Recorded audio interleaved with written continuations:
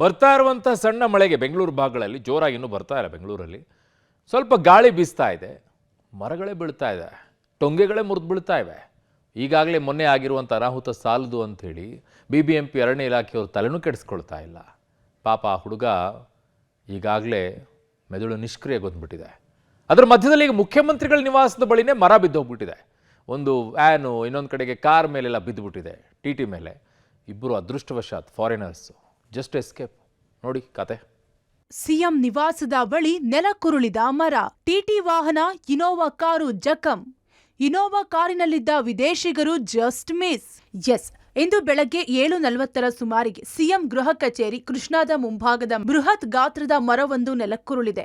ಈ ವೇಳೆ ಚಲಿಸುತ್ತಿದ್ದ TT ವಾಹನ ಹಾಗೂ ಇನೋವಾ ಕಾರಿನ ಮೇಲೆ ಮರದ ಕೊಂಬೆ ಬಿದ್ದಿದೆ. ಘಟನೆಯಲ್ಲಿ TT ವಾಹನದ ಮುಂಭಾಗ ಸಂಪೂರ್ಣ ಜಖಮಾಗಿದ್ರೆ ಇನೋವಾ ಕಾರು ನಜ್ಜುಗುಜ್ಜಾಗಿದೆ. ಇನ್ನು ಇನೋವಾ ಕಾರಿನಲ್ಲಿ ಜರ್ಮನಿ ದೇಶದ ಇಬ್ಬರು ವಿದೇಶಿಗರು ಪ್ರಯಾಣಿಸ್ತಾ ಇದ್ರು. ಅದೃಷ್ಟವಶಾತ್ ಕೂದಲೆಳೆ ಅಂತರದಲ್ಲಿ ಇಬ್ಬರು ಪಾರಾಗಿದ್ದಾರೆ. ಯಾವುದೇ ಗಾಯಗಳಾಗದೆ ಬದುಕುಳಿದಿದ್ದು ದೊಡ್ಡ ಅನಾಹುತವೊಂದು ಜಸ್ಟ್ ಮಿಸ್ ಆಗಿದೆ. ಸಿಎಂ ನಿವಾಸದ ರಸ್ತೆಯಲ್ಲೇ ಮರ ಹೀಗೆ ಧರೆಗೆ ಬಿದ್ದಿರೋದು BBMPಯ ನಿರ್ಲಕ್ಷ್ಯಕ್ಕೆ ತಕ್ಕ ನಿದರ್ಶನವಾಗಿದೆ. ಸಿಲಿಕಾನ್ ಸಿಟಿಯಲ್ಲಿ ಮಳೆ ಗಾಳಿ ಇಲ್ಲ ಅಂದ್ರೂ ಮರಗಳು ಧರೆಗುಳ್ತಾ ಇದೆ. ಮೊನ್ನೆ ಅಷ್ಟೇ ಒಬ್ಬ ವ್ಯಕ್ತಿ ತಲೆ ಮೇಲೆ ಮರ ಬಿದ್ದು ಸಾಕಷ್ಟು ಹಾನಿಯಾಗಿದೆ. ಆತ ಚಿಂತಾಜನಕ ಸ್ಥಿತಿಯಲ್ಲಿದ್ದಾನೆ. ಈಗ ಸಿಎಂ ನಿವಾಸದ ಮುಂಭಾಗದಲ್ಲೇ ಬೃಹತ್ ಮರದ ಕೊಂಬೆ ಗಾಡಿಗಳ ಮೇಲೆ ಬಿದ್ದಿದೆ. ದೃಶ್ಯಗಳಲ್ಲಿ ನೋಡ್ಬೋದು. ಈಗ ಮರ ತೆರವು ಮಾಡುವಂಥ ಕಾರ್ಯಾಚರಣೆಗೆ ಮುಂದಾಗಿದ್ದಾರೆ ಟ್ರಾಫಿಕ್ ಪೊಲೀಸರು. ಇಡೀ ರಸ್ತೆಯನ್ನು ಕ್ಲೋಸ್ ಮಾಡಿದ್ದಾರೆ. ಒಂದು TT ಮತ್ತು ಇನ್ನೊಂದು ಇನೋವಾ ಕಾರು, ಎರಡೂ ಗಾಡಿಗಳ ಮೇಲೆ, ಅಂದರೆ TT ಗಾಡಿ ಶಿವಾನಂದ ಸರ್ಕಲ್ ಕಡೆಯಿಂದ ದೊಡ್ಡಬಳ್ಳಾಪುರದ ಕಡೆಗೆ ಹೋಗ್ತಿದ್ರೆ ಅಥವಾ ದೇವನಹಳ್ಳಿ ಕಡೆ ರೂಟ್ ಕಡೆ ಹೋಗ್ತಿದ್ರೆ, ಮತ್ತೊಂದು ಗಾಡಿ ಸಿಎಂ ನಿವಾಸದ ಭಾಗದಿಂದ ಶಿವಾನಂದ ಕಡೆಗೆ ಬರ್ತಿದೆ. TT ನೋಡ್ತಿದ್ದೀರಾ, TT ಮೇಲೆ ಬೃಹತ್ ಮರದ ಕೊಂಬೆಗಳು ಬಿದ್ದಿರೋದು ಕಾಣಿಸ್ತಿರುವಂಥದ್ದು. ಅದೃಷ್ಟವಶಾತ್ ಚಾಲಕ ಮಾತ್ರ ಇದ್ರು. ಚಾಲಕನಿಗೆ ಏನೂ ಅನಾಹುತ ಆಗಿಲ್ಲ ಅಂತ ಚಾಲಕರಿಗಾಗಲೇ ಮಾಹಿತಿ ಕೊಟ್ಟಿದ್ದಾರೆ. ಟ್ರಿಪ್ಗೆ ಗಾಡಿ ರೆಡಿಯಾಗಿ ಹೋಗ್ತಿದ್ದಂಥ ಸಂದರ್ಭದಲ್ಲಿ ಆಗಿರುವಂಥದ್ದು. ಇನ್ನೊಂದು ವಿಪರ್ಯಾಸ ಏನಪ್ಪ ಅಂದರೆ, ಈಗ ಇನೋವಾ ಕಾರನ್ನು ನಿಮಗೆ ತೋರಿಸ್ತೀನಿ. ಇನೋವಾ ಕಾರಿನ ಒಳಭಾಗ ಅಂದರೆ ಸಂಪೂರ್ಣವಾಗಿ ಜಖಮ್ ಆಗಿರುವಂಥದ್ದು.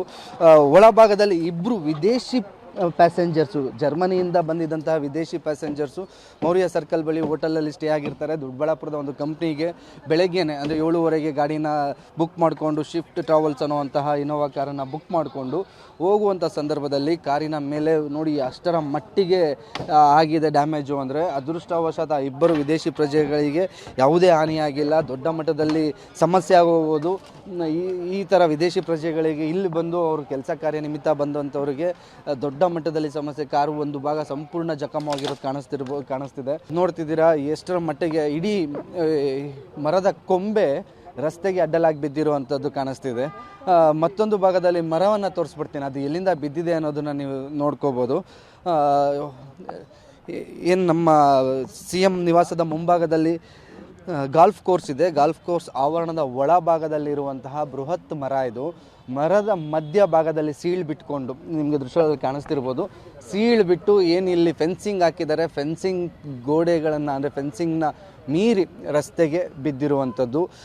ಬೃಹದಾಕಾರದ ಅಂದರೆ ಮರ ಸಂಪೂರ್ಣವಾಗಿ ಟೊಳ್ಳಾಗಿದೆ ಅನ್ನೋದು ಸ್ಪಷ್ಟವಾಗಿ ಗೊತ್ತಾಗ್ತಿದೆ. ಟ್ರಾಫಿಕ್ ಪೊಲೀಸರು ಈಗ ಮರವನ್ನು ಕಟ್ ಮಾಡುವಂಥ ಕೆಲಸ ಮಾಡ್ತಿದ್ದಾರೆ. ನಿವಾಸದ ಮುಂಭಾಗದಲ್ಲೇ ಈ ಥರ ಘಟನೆ ಆಗಿದ್ರು. ತೆರವು ಮಾಡೋದಕ್ಕೆ ಇನ್ನೂ BBMP ಅರಣ್ಯ ಸಿಬ್ಬಂದಿಗಳು ಇಲ್ಲಿ ಬಂದಿಲ್ಲ ಅನ್ನೋದು ಇಲ್ಲಿ ಸ್ಪಷ್ಟವಾಗಿ ಗೊತ್ತಾಗ್ತಿದೆ. ಇಡೀ ರಸ್ತೆ ಈಗ ಬಂದ್ ಆಗಿರುವಂಥದ್ದು.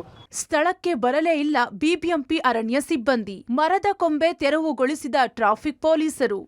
ರಾಜ್ಯದ ಮುಖ್ಯಮಂತ್ರಿಗಳು ವಾಸ ಮಾಡೋ ನಿವಾಸ ಒಂದು ಕಡೆ, ಅಲ್ಲಿಂದ ಕೂಗಳತೆ ದೂರದಲ್ಲೇ ಸಿಎಂ ಗೃಹ ಕಚೇರಿ, ಪ್ರತಿನಿತ್ಯ ಸಿಎಂ ಸಂಚಾರ ಮಾಡೋ ರಸ್ತೆ.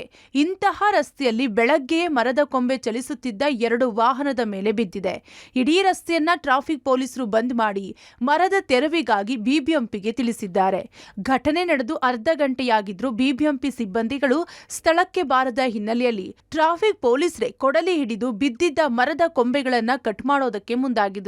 ಬಳಿಕ ಒಂದು JCBಯನ್ನ ತರಿಸಿಕೊಂಡು ಕಾರ್ ಮತ್ತು TT ಮೇಲೆ ಬಿದ್ದಿದ್ದ ಮರದ ಕೊಂಬೆಗಳನ್ನ JCB ಮೂಲಕವೇ ಟ್ರಾಫಿಕ್ ಪೊಲೀಸರು ತೆರವು ಮಾಡಿಸಿದ್ದಾರೆ.